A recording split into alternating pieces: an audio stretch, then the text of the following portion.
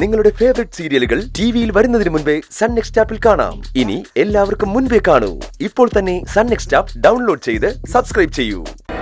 ഇല്ല, ഞാനിവിടുന്ന് പുറപ്പെടുന്നില്ല. പുറപ്പെടുന്നു.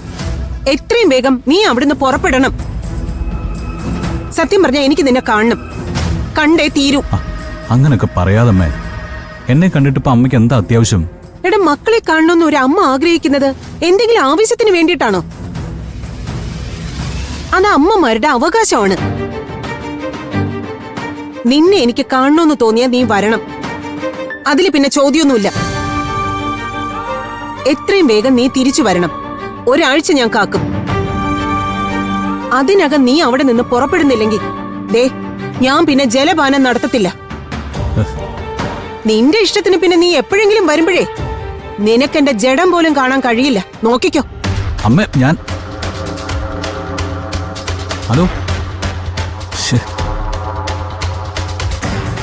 അടുപ്പക്കാരോ ബന്ധുക്കാരോ ആയിട്ട് ആരുമില്ലാത്തൊരു നാട്.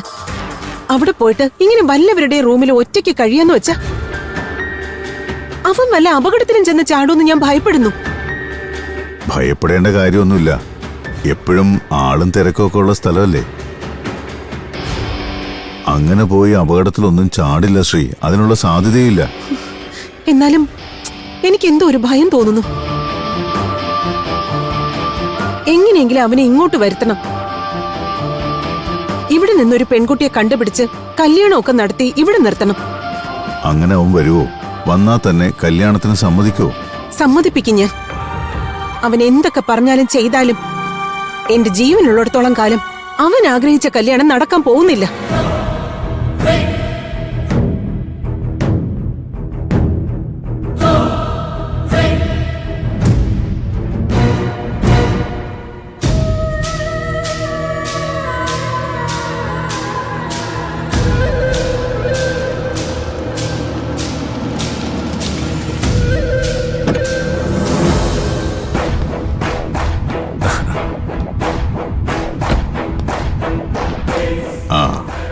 വിക്രമൻ നേരത്തെ വന്നോ?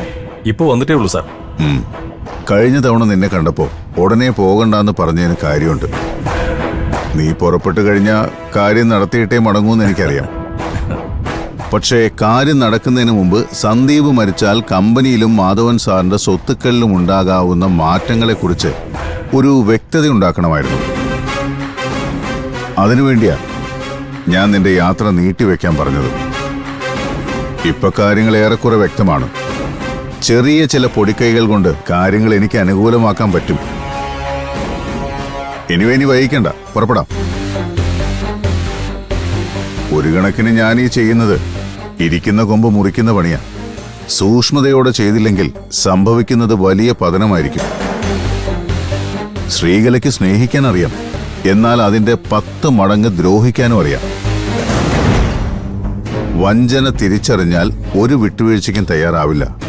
അതുമാത്രമല്ല, അവളുടെ ജീവന്റെ മുക്കാലും സന്ദീപ. സന്ദീപിന്റെ മരണം ശ്രീകലയ്ക്ക് താങ്ങാനാവില്ല. അതിനു പിന്നിൽ ഞാനുണ്ടെന്ന ഒരു തിരിച്ചറിവുണ്ടായാൽ എന്റെ അന്ത്യം കാണാതെ അവൾ അടങ്ങുകയില്ല. അതുകൊണ്ടാണ് ഞാൻ ഈ കാര്യത്തിൽ ഇത്രയ്ക്ക് മുൻകരുതലെടുക്കുന്നത്. സാറിന് എന്നെ വിശ്വസിക്കാം. എല്ലാം വളരെ വളരെ രഹസ്യമായിരിക്കും. ഇതിന്റെ പേരിൽ വിക്രമന് ഇനി മരണശിക്ഷ വന്നാലും സാറിന്റെ പേര് പുറത്തു വരില്ല. അത് മതി, അത്രയും മതി. സന്ദീപ് അവിടെ കൊല്ലൂരിൽ ഏതോ ഒരു ഹോട്ടലിൽ സപ്ലയറായോ വെയിറ്ററായോ ജോലി ചെയ്യുന്നെന്നാണ് മനസ്സിലാക്കുന്നത്. അമ്പലത്തിൽ പോകാറുണ്ടെന്നും തോന്നുന്നു. ഹോട്ടലുകളും അമ്പല പരിസരവും കേന്ദ്രീകരിച്ച് അന്വേഷിച്ചാൽ മതി, കണ്ടുപിടിക്കാനാവും. അത് ഞാൻ കണ്ടുപിടിച്ചോളാം സാറേ. എന്നാ വൈകിക്കണ്ട, നാളെ തന്നെ പുറപ്പെട്ടോളൂ. എത്രയും വേഗം കാര്യം നടക്കണം. ശരി സാർ. ഈ ആഴ്ച തന്നെ എനിക്ക് ആ ശുഭവാർത്ത കേൾക്കണം. കേൾക്കും സാർ. ശരി. ഒരു മിനിറ്റ്.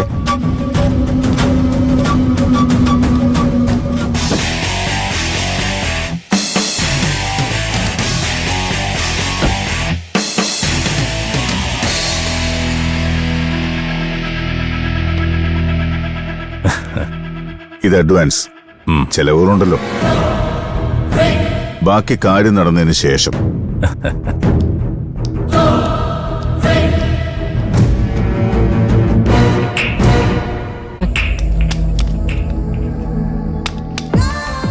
അയാളൊരു ലോക്കൽ ഗുണ്ടയാ, അച്ഛന്റെ വിശ്വസ്തൻ.